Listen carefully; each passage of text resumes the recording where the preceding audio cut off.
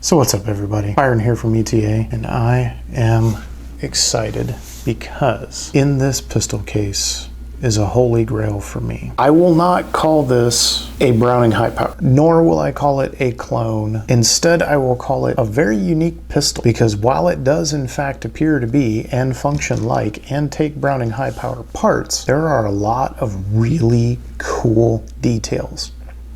And for some reason, nobody on YouTube is discussing those. As you guys have seen some of the shooting footage on the channel, I just want to go ahead and say we're finally here. I'm finally doing my in-depth review on the Girsan MCP 35 PI LW. That is alphabet soup. But what does that stand for? That stands for the 1935, which is Browning high power. Surprise, just in case you guys didn't know. One of my all-time favorite handgun ever. And I'm not just that as a John Browning fanboy. I wrote a script, and when I said I wrote a script, I mean I literally wrote a script. I did my research, I did my homework. Let's get after it. By the way, these bags are going to be for sale on the ETA Wheels website, so I'm kind of excited about that too. So first we're going to show you got space for 9 mags. In this case, I have an FN Reflex and 5 Browning high power magazines of the Mech-Gar variety. Space for your pistol, plus any other accessories you wish.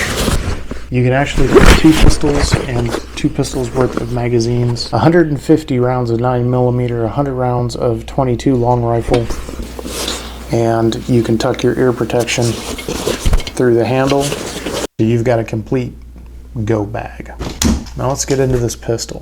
For those of you who have been researching this pistol, you will note that mine looks a little bit different. We've done some work to it. So before I even pull it out of the holster, which by the way, the PI or detective length Browning high powers fit in a Colt Combat Commander 4.2-inch leather holster. This happens to be the one when I do carry my 1911. This is a Milt Sparks Summer Special 2, one of the best holsters, in my humble opinion, ever created. Before we even go into this, I'm just going to go ahead and knock this one off the checklist right away. We're going to talk about the grips that come on the gun.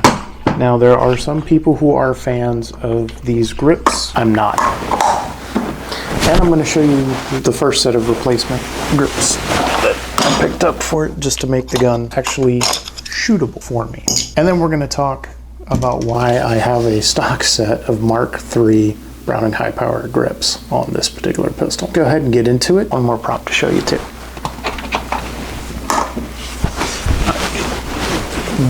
Guys, I'm really excited for this pistol. Okay, so before I pull it out of here, I want to address what a lot of YouTube reviews that I've watched on this pistol have not addressed. Okay, I will not call this a Browning high power, nor will I call it a clone. Instead, I will call it a very unique pistol, because while it does in fact appear to be and function like and take Browning high power parts, there are a lot of really cool details.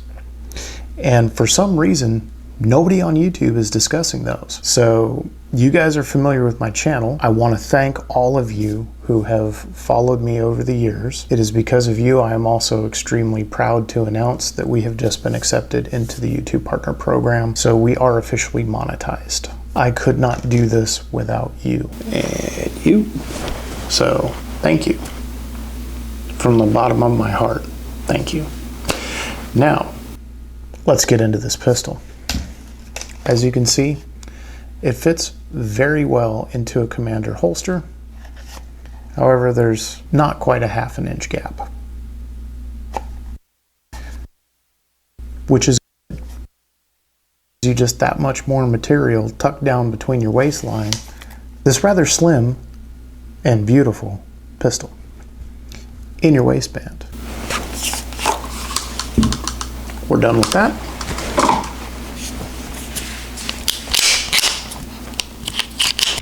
Pardon me.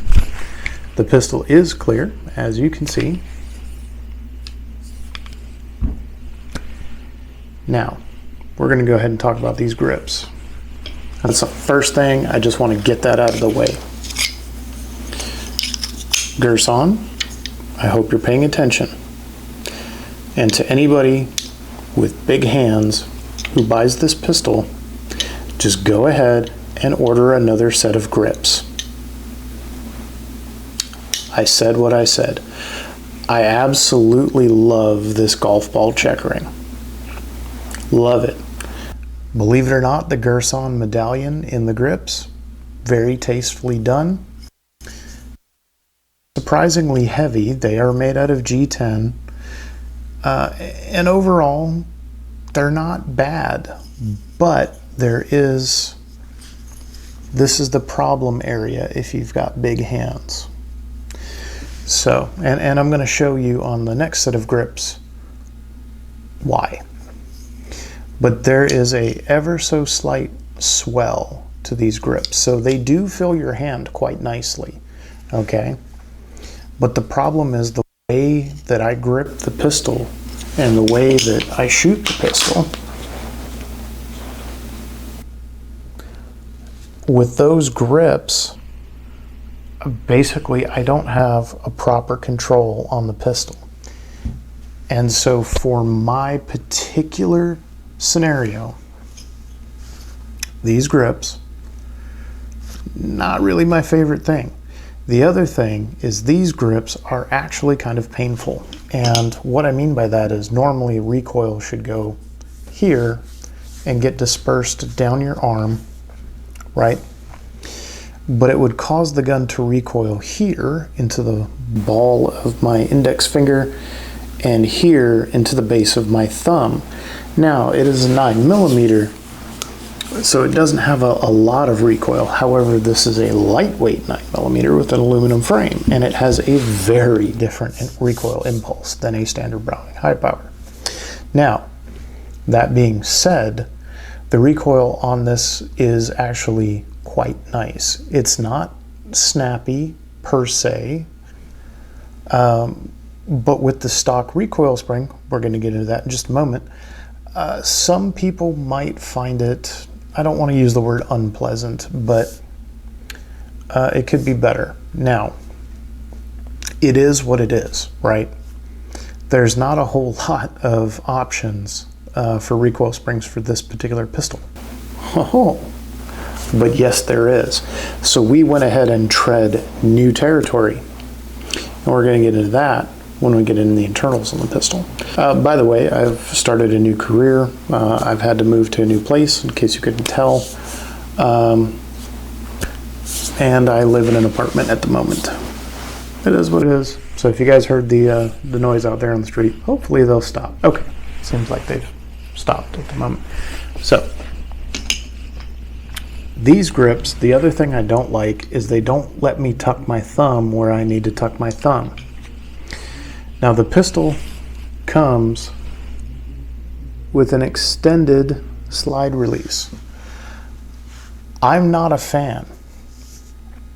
However, most people who shot this particular pistol didn't mind it. Again, I have bare paws. Okay, this is a 3.8-inch barrel, in case you guys are curious. So if you don't want to carry a micro compact, but you don't want to carry a full size, which is 4.8-inch barrel, you can whack 1 inch off, get an aluminum frame, and a damn fine pistol, I may add. Note, I don't have the rail on it. Is this because I'm a Browning purist? No. Although I do find the railed versions of this pistol to be ugly.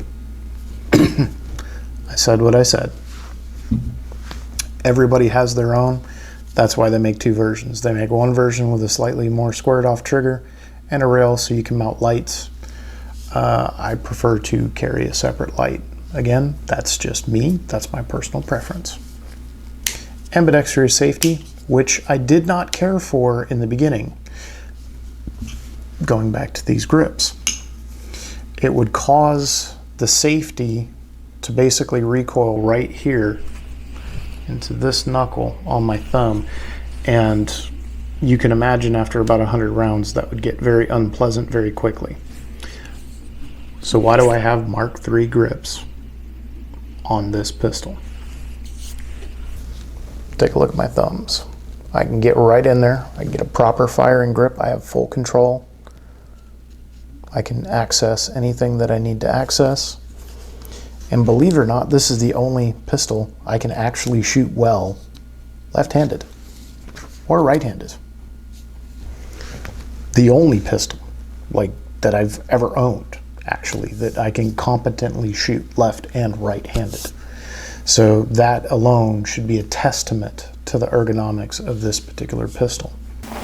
I replaced that with a standard slide lock. And if I'm being honest, I actually prefer the lines of the pistol afterwards. The pistol itself has some amazing sights. Guys, these are phenomenal sights, okay? So you got a fiber optic front, and you got a fixed rear. There's no white dots, there's no nothing. It works well. It works very well. If I were a betting man, I would say that this is a Dawson front sight, and I believe that it is. If it's not a Dawson front sight, then it's very, very close to a Dawson front sight. It ships originally with a red fiber optic. My red fiber optic fell off somewhere around 1,400 rounds while I was at a practical shooting match, and I found a green replacement, which does the job. It is optics ready, so you can directly bolt on a Holosun 407K, but you lose your rear sight. Do with that info what you will. Some people, they gotta have them. I think if you try these sights out and you take the time to learn them, I think you'd be shocked at how well this pistol will shoot. Also, fun fact, guys, when you get this out of the box, you're going to want to go ahead and take this mount out. You're going to want to clean all that storage grease out of there, and then you're going to want to Loctite this screw in, but you're going to want to be really careful when you do that, because the firing pin is exposed directly below this mount. So you're going to want to let the Loctite slightly cure before you put the bolt in. There is also an O-ring in there that you should be aware of, and it's on the bottom. The more you know, right? This was the second set of grips that I got for the high power.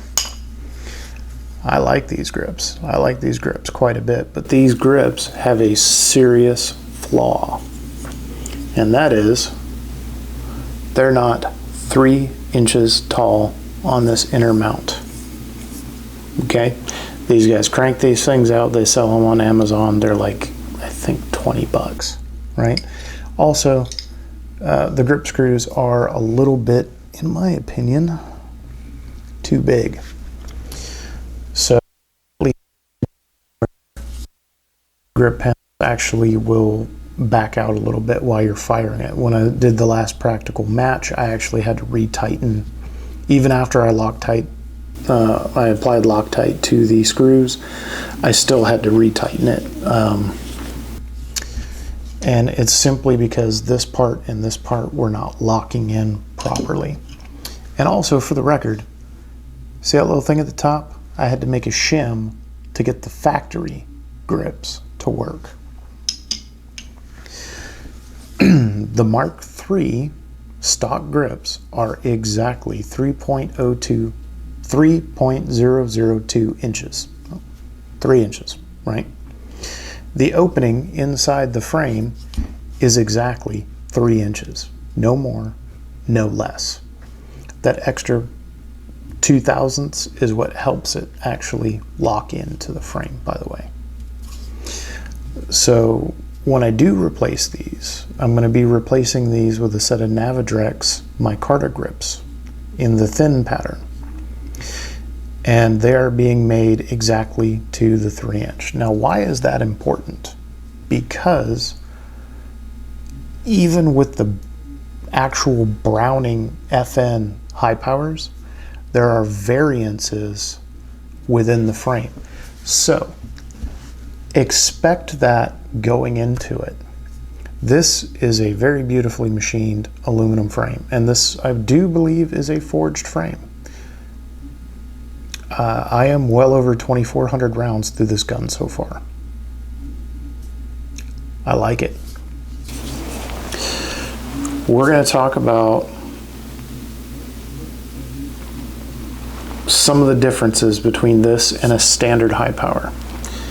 I'm going to go ahead and pop off camera. I have to disassemble this off camera.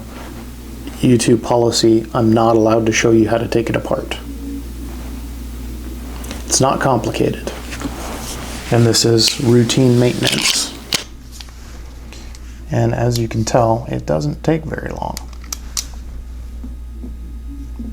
By the way, I'm just going to go ahead and show you one atop the other, and I'll put a still image here. But you can see just how the difference is. It's a very subtle difference. And to be honest, I like the way that the very front of this is. So I, in fact, may shave this down a little bit just to go with kind of that line. But this extended control, I'm not a fan, but most people don't have hands this big. So take that with a grain of salt, right? This is not, there are videos where people have crapped all over this pistol, and there are people who are alleged experts on this pistol. I'm not going to name them. They do a much more balanced review, but ultimately remember, they're trying to sell you their parts. Don't hate the player, hate the game. I did no polishing to this barrel. It is legitimately very beautifully polished.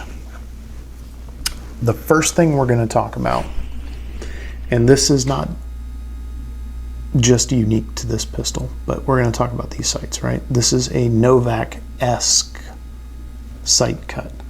It is not a Novak. So if you're going to go out and buy a set of replacement front sights for this, don't get your hopes up. Call Dawson. Just my 2 cents. Under this front sight, you will find, if you go watch my barrel bushing video, that this barrel bushing differs from a traditional Browning high power in that this is threaded. Now this is really cool, right? Look at my notes. Give me a second. I'm human.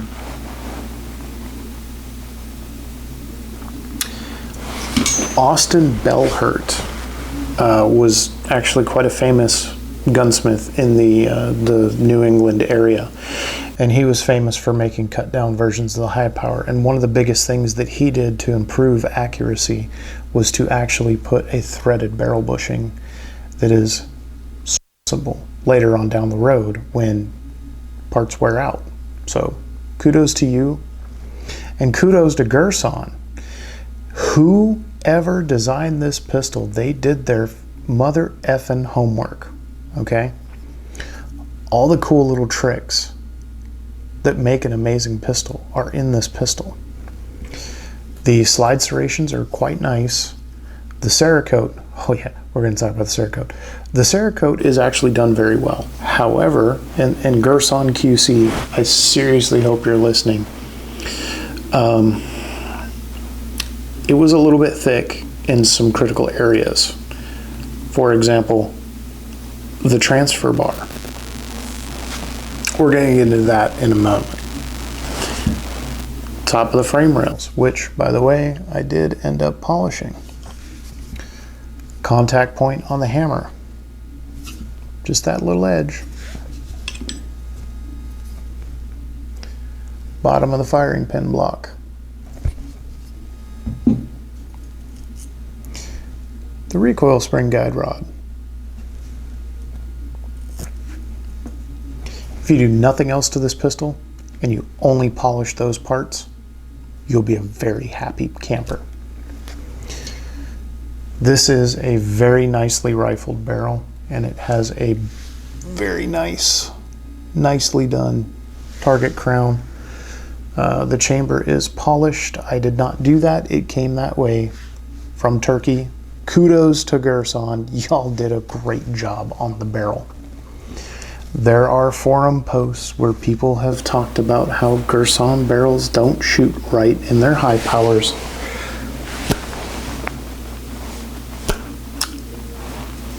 I'm reserving judgment because I haven't noticed any issues whatsoever. It's beautiful, very highly polished, very slick. The whole point of polishing all of these outside parts is to provide you with a smooth, friction-free engagement surface. A smooth gun is an accurate gun, is a great shooting gun.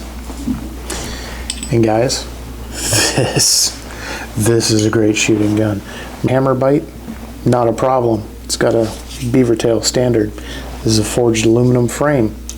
As you can see, I went with the two-tone, and it has a flat trigger. This flat trigger, some people like it, some people don't. You know what?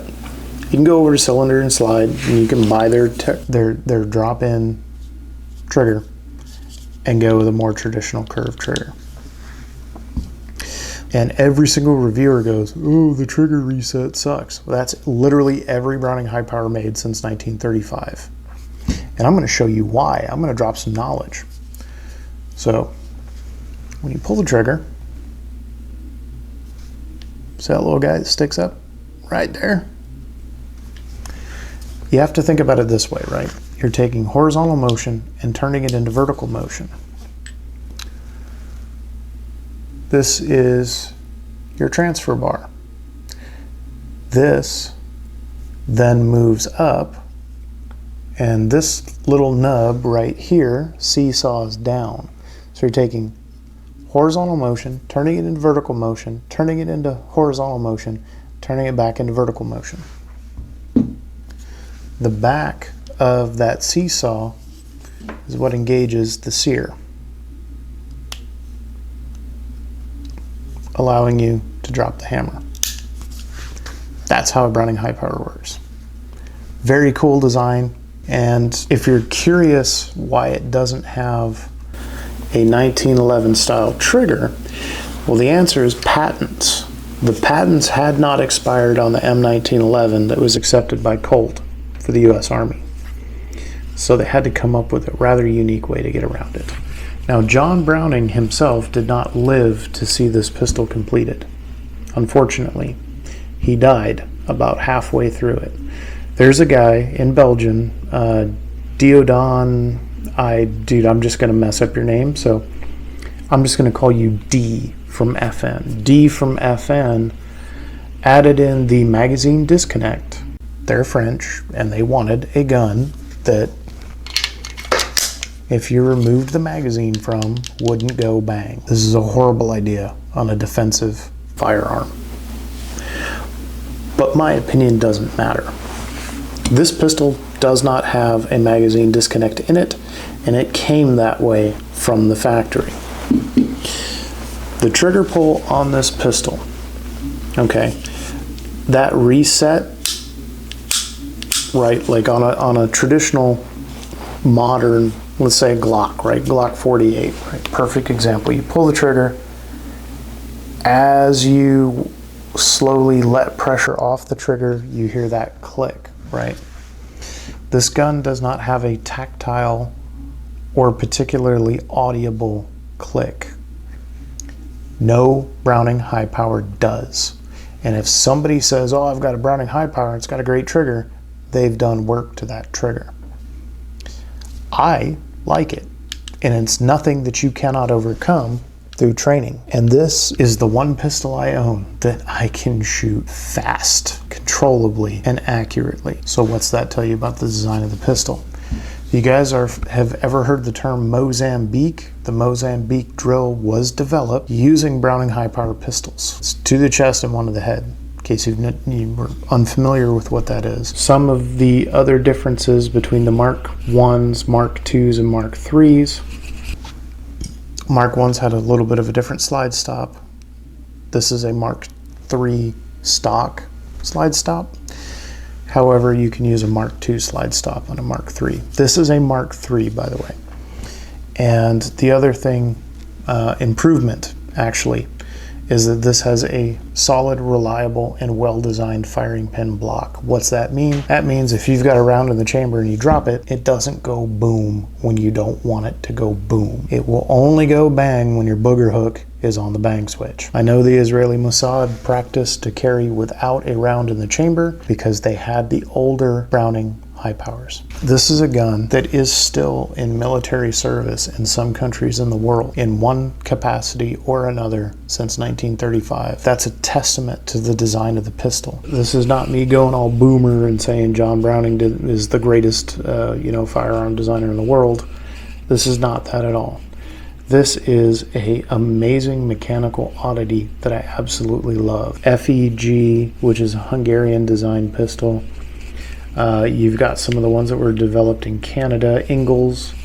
Then you've got the FM models from Argentina. There's a bunch of different people over the years who have manufactured these pistols.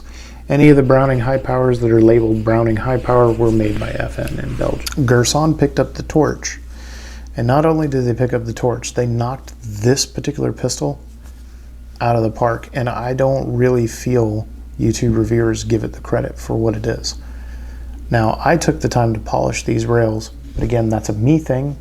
You don't have to. The gun ran relatively good. The biggest, I would say, Girsan could have done better, the recoil spring. So the stock recoil spring is 16 pounds. I'm currently running a CZ P07 recoil spring in this gun. That is an 18-pound progressive recoil spring that is a flat wire spring. The difference between the short high power and the big high power protrudes out of the front, and it's logic, right? It's missing 1 inch off the front. So y'all have seen my shooting footage. You know that this pistol runs. If you're gonna buy one of these pistols, go spend $8. Just go spend $8 and buy the P07 recoil spring in the 18-pound progressive weight. Don't buy the Wolf spring, buy the actual mother effing CZ. Go shoot the gun before, go shoot the gun after. Come back and leave me a comment. Leave me a comment. Tell me how your experience was with it. But I can tell you personally, I have turned a number of people onto this spring. They also produce a steel frame version of this. If you prefer a steel frame, maybe you want that little bit of extra weight, go for it. I wanted the aluminum carry model, and I wasn't gonna buy one of these until I saw the PI length, which is 3.8 inch, and the aluminum frame. So this gun, when fully assembled with these heavy grips, is 30 ounces more or less on the nose on my scale. Without those grips and with these grips, it's 28 ounces. Remember when I said these are heavy? They're heavy. At 28 ounces, this thing doesn't recoil like this. It's just especially with this recoil spring, by the way, it's a beautiful push. Something else that I'm going to go ahead and tell you that not a lot of other YouTubers will, it tells you in the owner's manual not to use plus P or plus P plus ammo. I'm going to tell you why. If you look at how this barrel, you run overpressured ammo, this is slamming into the frame. One of the things that they updated, and I believe it was 2012 on the Mark IIIs, is they had a better supported chamber which will better handle a plus P pressure. I'm going to explain that. So a standard pressure 9mm 9x19 or 9mm Luger load is 35,000 psi. Every time you pull that trigger, this has to contain 35,000 psi and distribute that force through the recoil impulse of the gun. 9mm NATO is actually loaded a little bit hotter, and that's 36,500 psi. 9mm plus P that has a SAMI specs. 9mm plus P is 38,000 psi. You're getting an extra 3,000 psi. 9mm plus P plus has been clocked in at 40,000 PSI. The 9mm proofing loads are 42,000 PSI. If you don't know what a proofing load is, it's a little bit of an older system back when they had black powder firearms and they were in the very beginning of smokeless powder firearms. A proofing load is basically a ridiculously overpressurized load. If you're running +P+, the manufacturers of that ammo do not post their pressure levels. Don't run them in this gun. You will very quickly be on the market for a new firearm, possibly with a very hefty medical bill. The 18-pound progressive recoil spring, however, you can get away with, say, 124 grain +P. It's just slightly over NATO levels, but well below proof levels, and you'll find that if you want to run that as a self-defense load, that it actually shoots quite well from the gun. If you shoot it with the 16-pound recoil spring that comes with this gun out of the box, you can feel the slide battering into the frame. For those of you who've never disassembled a Browning high power, when you reassemble it, super critical that you pay attention to where the ball right there goes. That little ball detent is actually what gives you your last round holdover open feature, and it engages right there. As you can tell, I've shot a little bit since I replaced this, and I really prefer the stock control. Wouldn't want to show you guys how to do that. In my opinion, this takes down about as easy as a Glock does, and it certainly takes down easier than any 1911. The advantage of having a flat trigger is that if you fudge it up and you're a little at the top, or you fudge it up and you're a little at the bottom, it essentially, you have the same trigger pull.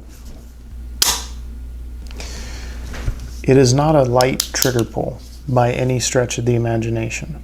However, it is a very clean and a very usable and a very crisp trigger pull, which is what you want. This is a great trigger, very clean. You get a little bit of take up, but again, I'll try to show you here. A little bit of take up, and then just a clean, crisp. I don't generally like Browning high power safeties, but this one I do. It is ambidextrous, which, you know, if you're a lefty, God hates you, but you can fire the pistol. So you got that going for it. Again, this is the only pistol that I can competently shoot either-handed. You can see how it fits in my hand. I have a nice, tight, high grip. You can see how having that extended control, my thumb's on it. Unlike many Browning high powers, these mags drop clean. The magazine disconnect in this particular pistol mounts into the back of the trigger and generally will engage right about there on the magazine. Thankfully, this one didn't have it from the factory. So who is this gun for? If you like Browning high powers, more specifically you like extraordinarily accurate Browning high powers, this is a pretty damn good choice. This is one of the most accurate firearms I've ever owned, let alone that's in my current inventory. Reliability. Well, I did have some issues where it would choke right about there on some rounds of ammo. Polishing the recoil guide rod and replacing the recoil spring. The problem was the recoil spring, and it simply wasn't heavy enough for this pistol. It's simply undersprung. Placed it with a 18-pound progressive flat recoil spring from CZP07 for $8. It literally cost more to ship it than it cost to buy the spring. That cured 100% of all of my issues. So if you do decide you're going to buy one of these, buy a CZP07 recoil spring, you're probably never going to have a problem out of the gun. Well over 2,000 rounds, there's no stress on the frame anywhere. I've done a complete detail strip, taken everything down to the bare frame, inspected everything. There's nothing. It's perfect. Overall, I love this pistol. Another little pointer that you're going to want to know, you're going to have to lubricate it. I'm not telling you to have like lube dripping out of every orifice, but you're going to want to keep it lubricated. I've seen zero signs of any type of spalling from the dissimilar metals, no galling, none of that. It is wonderful. You guys have done an amazing job with this pistol. The pistol is made in Turkey.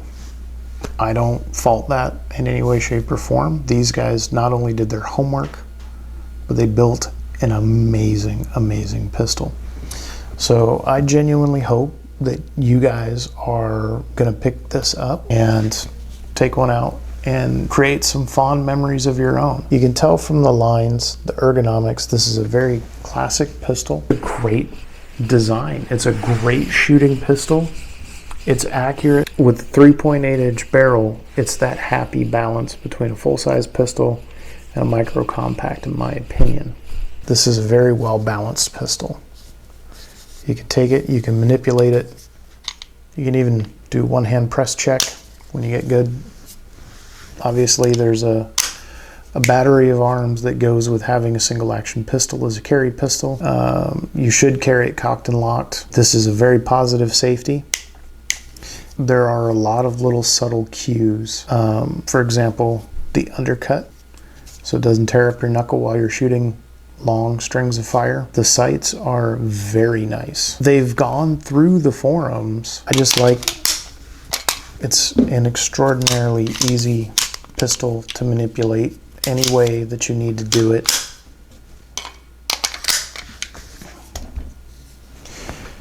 So who's it for? If you want a Browning high power and you don't want a steel frame and you don't want a full size and you want to actually carry it, this is for you. This was the first Wonder 9, if you will. This is the first high capacity 9mm pistol that I am aware of. And they had that way back in 1935. That's where the name high power comes from, because it had 13 rounds in the magazine, which at the time, even the best semi-automatics in the world had 7, 6, 7, 8. So barely better than a revolver. But 13 rounds of a slightly smaller caliber 9mm, 15 rounds with the Metgar magazines. You can buy tons of 13 round magazines on the surplus market. You can even buy the cool ones with a little mousetrap spring, because on the Mark IIs, without some modification, the magazines do not drop free. Again, this is a very European thing, because you're expected to pop and sweep, which, because I've shot a high power, a Mark II high power as often as I have, just kind of became a habit anyway. But you can do the John Wick.